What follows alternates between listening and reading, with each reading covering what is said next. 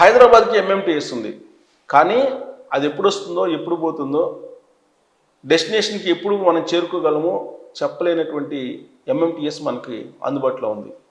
మరి ఇది ఎలాంటి ఫలితాలు ఇస్తుందని చెప్పి మనం ఒకసారి అఫీషియల్ డేటా చూస్తే గతంలో దాదాపుగా 5 లక్షల రూపాయలు వసూలు చేసినటువంటి ఎంఎంటీఎస్ ఇప్పుడు 1 లక్ష రూపాయలని వసూలు చేస్తుంది.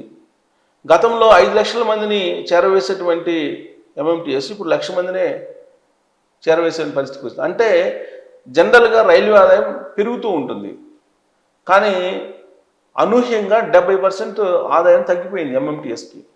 పాసింజర్స్ కూడా అదే రేషియోలో తగ్గిపోయారు. దీనికి కారణం ఏంటి? గత 5 సంవత్సరాల నుంచి డేటా తీసుకుంటే గతం కంటే కూడా 70% ఎంఎంటీఎస్లో ఎక్కేటువంటి వాళ్ళ సంఖ్య తగ్గిపోయింది. దీనికి ప్రధానమైన కారణం ఏంటంటే టైం సెన్స్ లేకపోవటం, ఏ టైంకి ఇవి వస్తాయో తెలియకపోవటం, రియల్ టైం అనేది లేకపోవటం, రియల్ టైం ఆన్లైన్ లేకపోవటం, ఇవన్నీ కారణంగా ఎంఎంటీఎస్ని ఆశ్రయించేటువంటి వాళ్ళు, ఎంఎంటీఎస్లో ప్రయాణించేటువంటి వాళ్ళు తగ్గిపోయారు. వాస్తవంగా పేద మధ్యతరగతి వర్గాలకు చీపెస్ట్ జర్నీ ఏదైనా ఉందంటే ఎంఎంటీఎస్ హైదరాబాద్లో.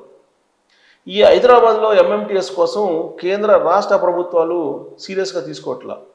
రాష్ట్రంలో ఉండేటువంటి కేంద్ర మంత్రులు కానీ లేదా రాష్ట్ర ప్రభుత్వం కానీ మెట్రో కోసం గందరగోళం చేస్తుంది, మెట్రో కోసం పోరాడుతూ ఉంది కేంద్ర ప్రభుత్వం మీద, కానీ ఎంఎంటీఎస్ కోసం మాత్రం పోరాటలా.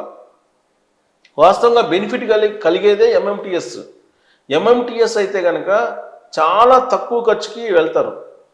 దాదాపు 5 సంవత్సరాల క్రితం ఎంఎంటీఎస్కి బాగా డిమాండ్ ఉండేది.